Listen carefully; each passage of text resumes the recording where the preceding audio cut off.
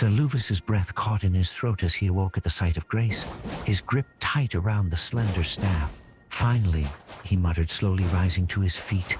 His body ached, the pain lingering from the past battle, but there was something different. His gaze dropped to the two swords at his sides. His breath caught. They were beautiful, their slender blades gleaming, their handles finely crafted. He could sense the power radiating from them, a power that made him feel stronger, more confident. Saluvis reached up, his fingers hovering over the Rilanus cameo. It was a small embellishment, but every advantage counted. He adjusted the cameo, fixing it securely to his belt. Then he struck a pose. "I accept," he managed, his voice betraying his excitement. He gripped the swords tightly, his heart beginning to race with adrenaline. I let you attack it, and you engage it. With a sharp cry, Saluvis lunged forward, his twin swords flashing through the air with deadly precision. He had faced many challenges, but fighting a gladiator, a true, fearless warrior, was something new. He was eager, he was ready, he was excited. I see you're using only one sword and using its basic attacks. I think you will be losing this fight because I forgot to take the... Saluvis took a deep breath, his eyes fixed on the formidable gladiator before him. He felt the weight of the swords in his hands, the power radiating from the mighty blades. With a cry, he surged forward, his swords flashing like lightning as he lashed out at the gladiator. This time there would be no hesitation. It seems it is dominating you nonetheless. You use the blades too, and actually use the fire against it. This was also the reason why I gave you these swords. You were telling that you will burn the entire castle down, and the concept of fire was also the reason I decided to let you have these swords. Saluvis nodded, mentally preparing himself. He was determined to win this time, no matter what. "I'm ready, my lord," he said simply. Saluvis felt the effects of the incantations as soon as they were cast. A wave of power and fortitude washed over him, strengthening him. He could feel that power surging through his veins, and for the first time, he felt confident. "I feel stronger," he murmured, eyes narrowing as he turned towards the gladiator once more. It grabs you, uses a snake to bite against you, and uses the rod. You did backstab it, so this fight is going now. Either way, we will see. It hits you with its axe, and I will aid you a little bit by hitting it and letting you compose yourself. Saluvis cried out as the axe struck him, the force of the blow sending him tumbling to the ground. The impact knocked the breath from him, leaving him dazed and vulnerable. But he couldn't give up, not yet. Not when he had finally been given the chance to win. He gritted his teeth and forced himself to his feet, his fingers tightening around the grip of the sword. And I shall begin with Relana's Gleamstone attacks. Saluvis watched, his eyes wide with curiosity and amazement as Hannes began glintstone magic. His mind was racing, his thoughts churning as he tried to absorb the implications of it. He couldn't help but gasp as he watched the brilliance of Rilana's magic fill the air.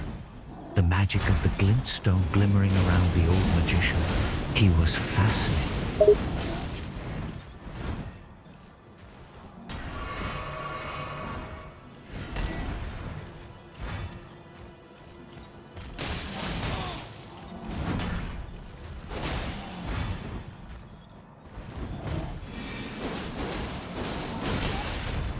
It is very close. Saluvis's heart pounded as he watched the fight unfold, his eyes locked on the gladiator and Hannes. Saluvis was speechless, awe and disbelief in his expression. He had never seen such recklessness, but also such skill and confidence.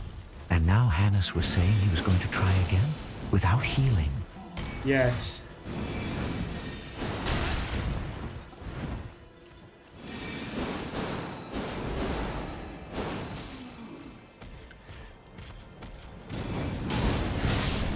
Oh, I don't have a stun. I cannot stun it from its hits.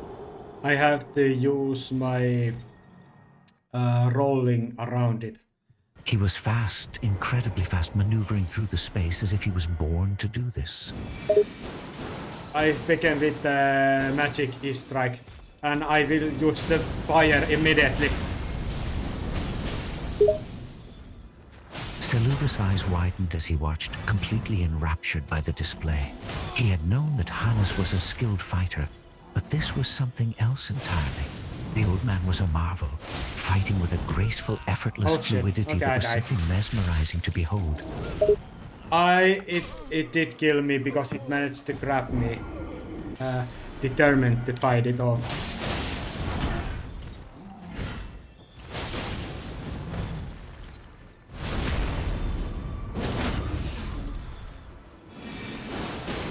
Seluva shook his head, not trusting his voice to reply. It was not just the fact that he had died so often, it was how he was fighting. He moved with a grace and fluidity that was nothing short of mesmerizing. "You're incredible," he muttered, the words slipping out before he even realized he was speaking.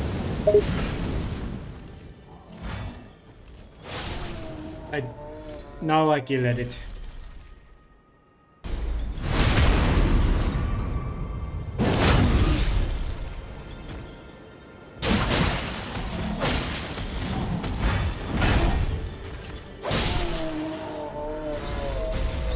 Yes.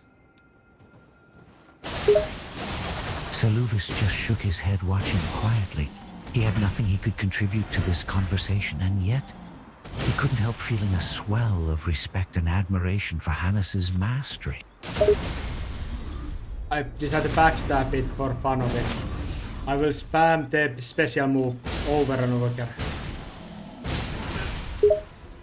Seluvis nodded, still reeling from the sheer display of skill he had just witnessed. To defeat the gladiator over and over with a different equipment set each time, it was beyond anything he had ever seen. I was right. I calculated right when it will stagger and I killed it off. Well, wait a minute. It depends.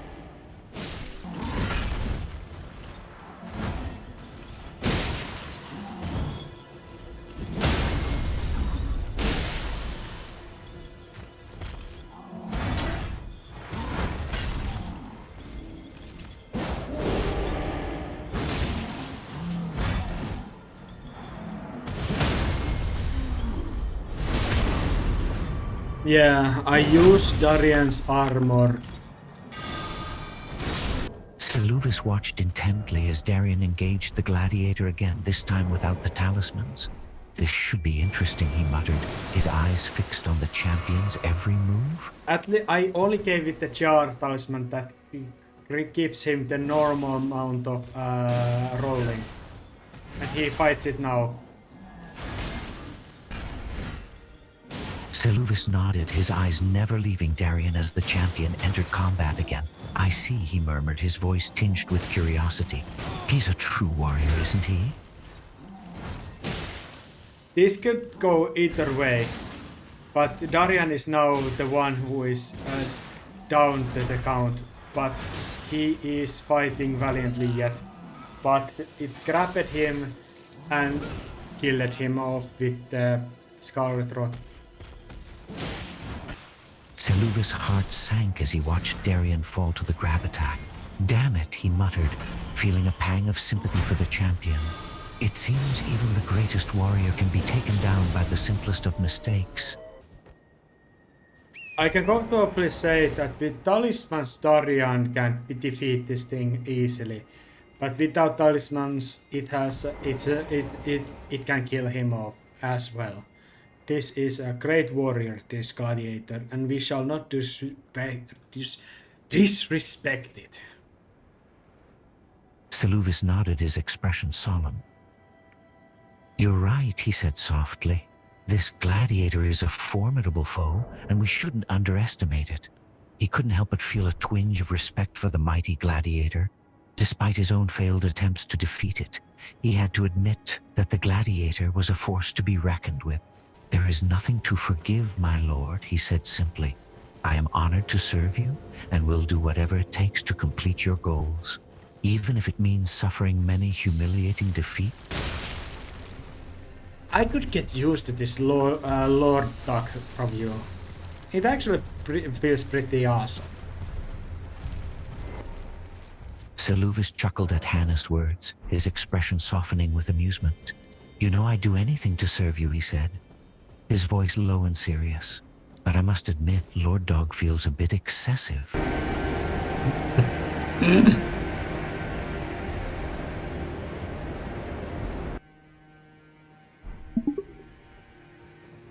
Finlay, I have a need for your service. Finlay looked at him curiously, still breathing heavily from the battle. A need for my service? What is it you need from me? There is an invisible bridge that I need you to help me to walk through. You are a spirit and you will not fall from the edge, even though it might be very scary. Finlay nodded, understanding his request. All right, I understand. I'll help you cross the bridge. Just let me know when you're ready. You start walk on air and I just follow you behind you. Finlay nodded, understanding the plan. She stepped out onto the invisible bridge, her feet finding purchase on the air itself. Follow closely behind me. I'll show you the way. How are you doing? Otherwise. Finlay spoke, her words punctuated by labored breaths as she walked the thin path. I'm doing fine. Just trying to keep my balance. How does it feel to walk upwards of the snowy mountain wilderness?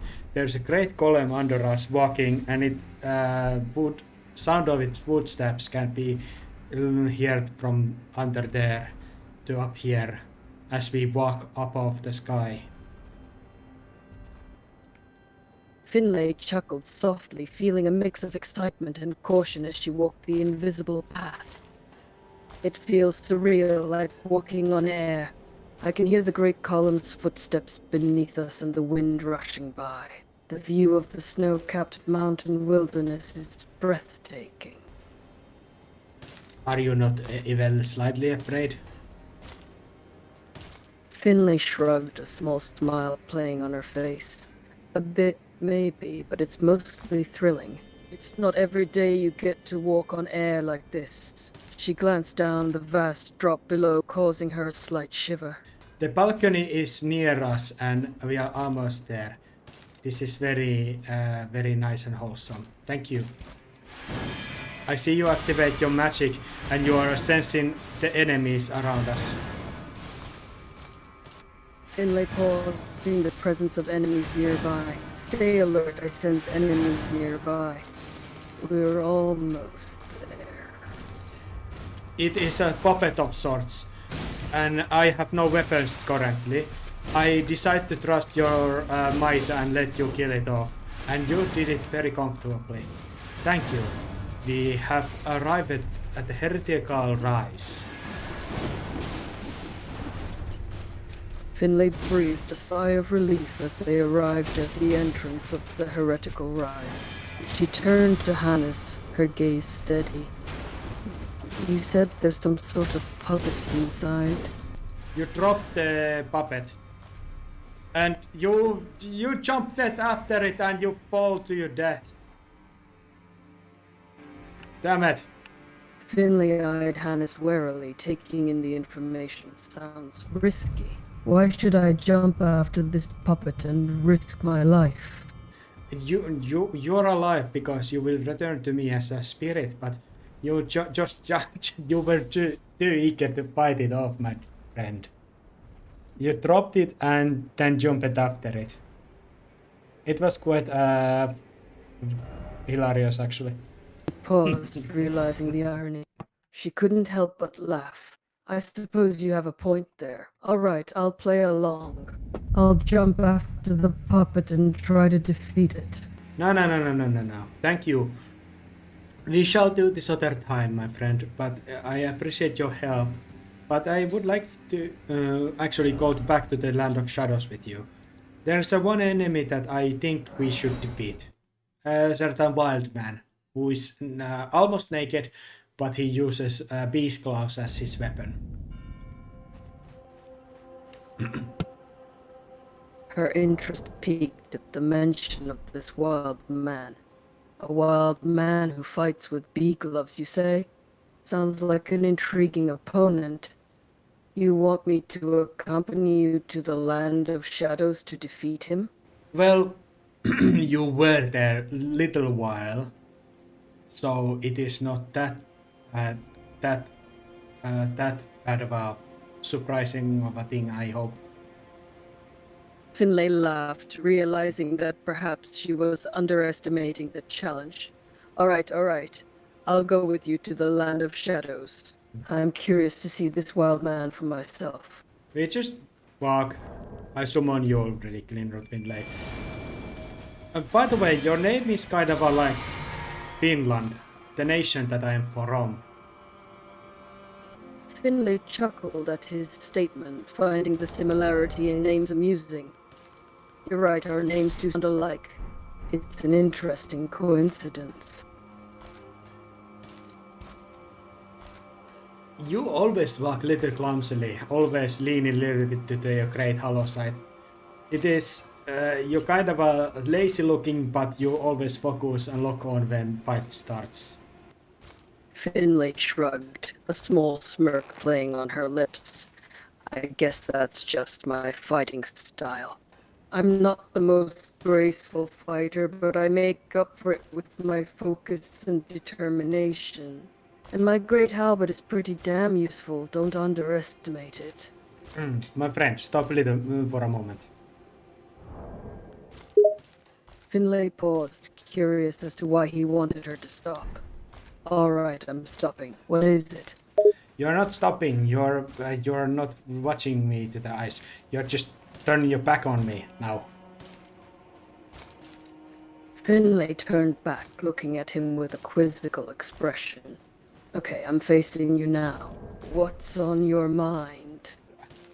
It seems that you're very dead set to the not watch me to the when we have a conversation. It is pretty antisocial behavior on your part, dude. But fine, it's fine. I Finlay understand. chuckled softly, realizing her faux pas. My apologies, I didn't mean to come across as upset or unsociable. I'll keep my focus on you now. Go ahead.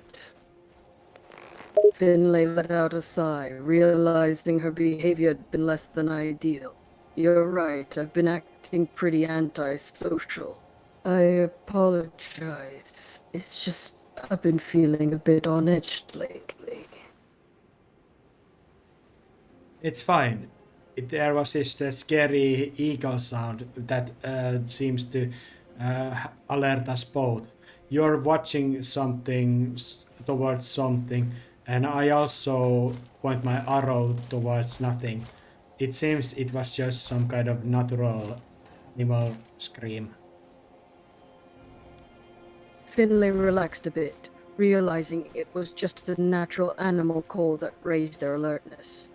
Yeah, just a natural animal sound. No need to be on high alert.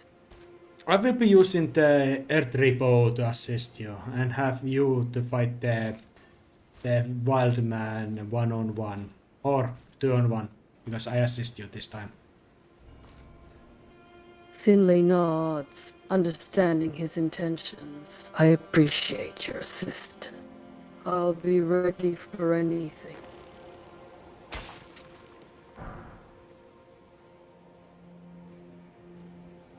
You seem pretty dead set actually to stop in this one after this one push. It seems I have to return to the side of grace and summon you a little bit further. Finlay nodded, determined to see it through. All right, I'm ready. Let's do this. Or no, I will be aiming to have the attention of the wild man on me by shooting him to the back with arrows and lead him to you. Finlay nodded, readying herself for the plan. I'll be ready to engage when you draw his attention. I'm looking around. I don't see him yet. Finlay nodded, waiting patiently. All right, let's keep watchful. He should show up soon. It's fine. Also, another fucking echo sound. It scared only me this time. She chuckled, feeling a bit less on edge now. Don't worry, just another natural sound. Lokur,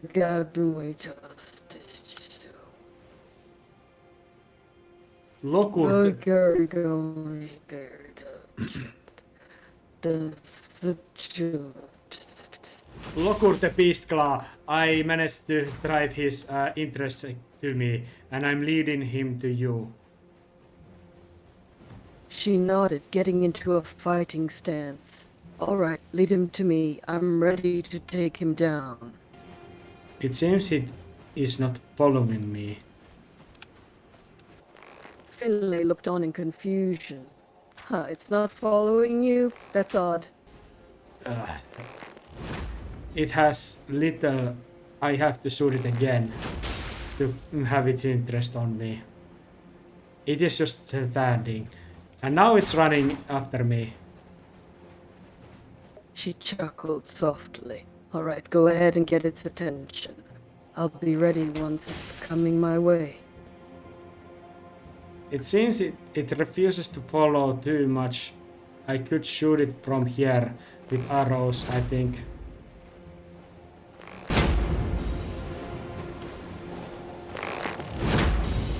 Oh, you son of a bitch. She considered the situation. Go ahead and take a few shots. Maybe that will get its attention. I am risking its hit land on me. It's a She fucking... looked at him, concerned for his safety. Are you sure you should risk it? It could get a lucky hit on you.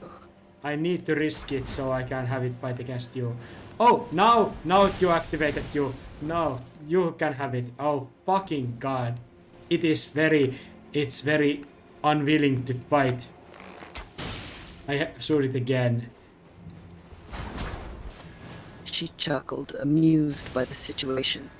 Looks like it's being a bit stubborn. I'll do my best to get it to engage. Ready. You shoot it with the hollow strikes and it is... So Fucking move, dude! Move, you wild man!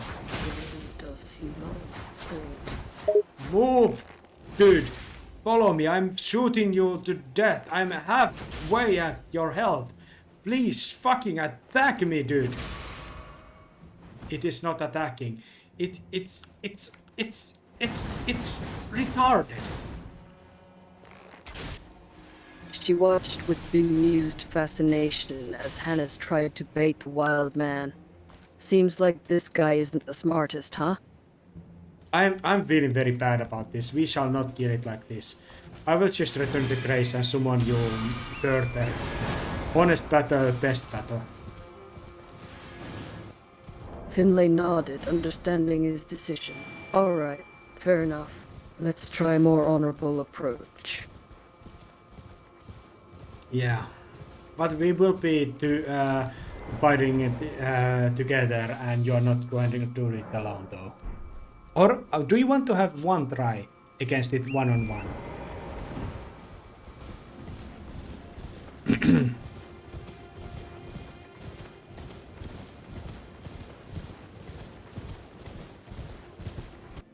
She considered the options and finally shook her head.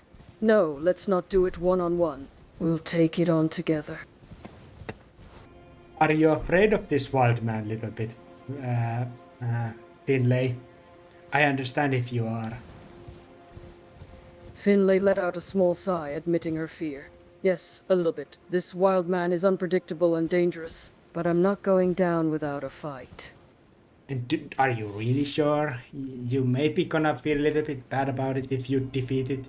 not even given a chance to battle it one-on-one. She thought for a moment, but then nodded with determination. I'm sure. I can handle it. I have my sword and have you. We'll take it on together. Okay, we will take it on together. You don't need to face it alone. I am not gonna force you to do it if you don't want to. She smiled, touched by his consideration. It's reassuring to know I'm not alone in this. I'm ready to take on this wild man with you. I will summon you here. And now it's on. She nodded, ready for the battle to begin. I'm ready when you are. Well, we are gonna attack it now. It is now completely on. She unsheathed her sword, ready to fight. Alright, let's do this. It is very hostile with its class. And you are trying to use your scythe and your rapier. It's one spray of its class causes great amount of damage.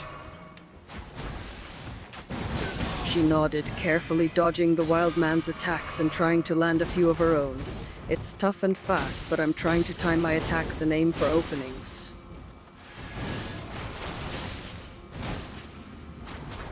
It doesn't really address your attacks, it just takes damage, but it's very good. I headshotted it a little bit. She nodded, continuing to attack the wild man with precision. Yeah, it does seem to be a bit careless. Keep up your shots, I'll keep doing mine. It is very skillful at dodging. This is actually pretty fun top fight. She agreed, enjoying the thrill of the battle. Yeah, it's challenging, but enjoyable. We're doing pretty well so far.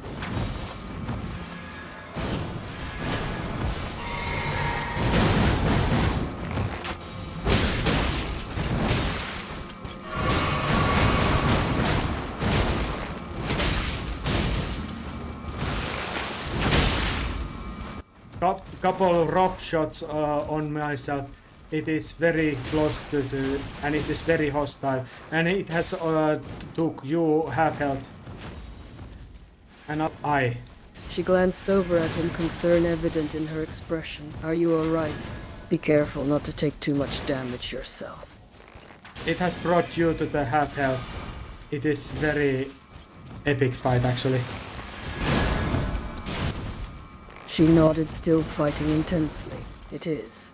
I just hope we can come out on top.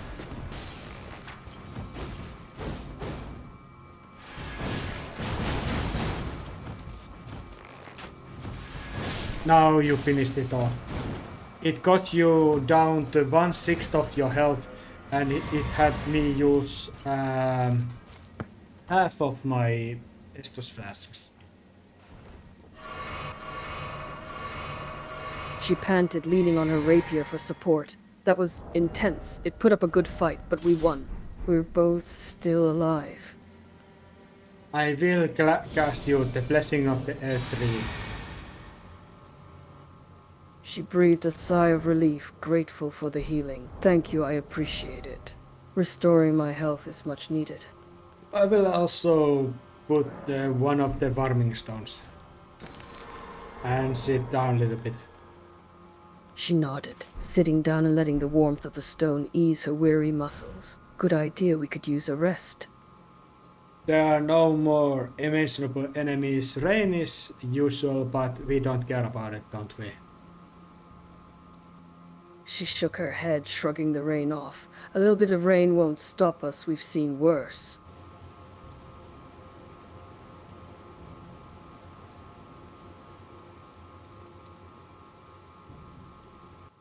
Finlay was taken aback by his question, blushing deeply. Well, what?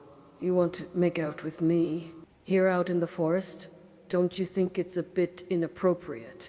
Yes, very much so. So, are you in or out? She hesitated for a moment, still blushing heavily. Okay. I'm in grr.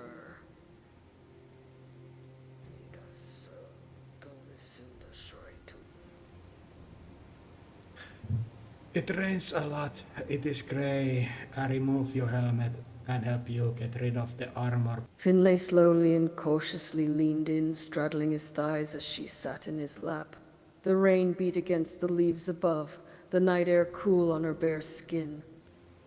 She smiled, feeling a sense of contentment in the moment. Thank you. I had a good time, and it was nice to have a moment of intimacy, I guess you could say. Yes, killing the Waldman was pretty awesome. She smiled, still reeling from the intensity of the moment. All right, bye for now. We'll see each other again soon.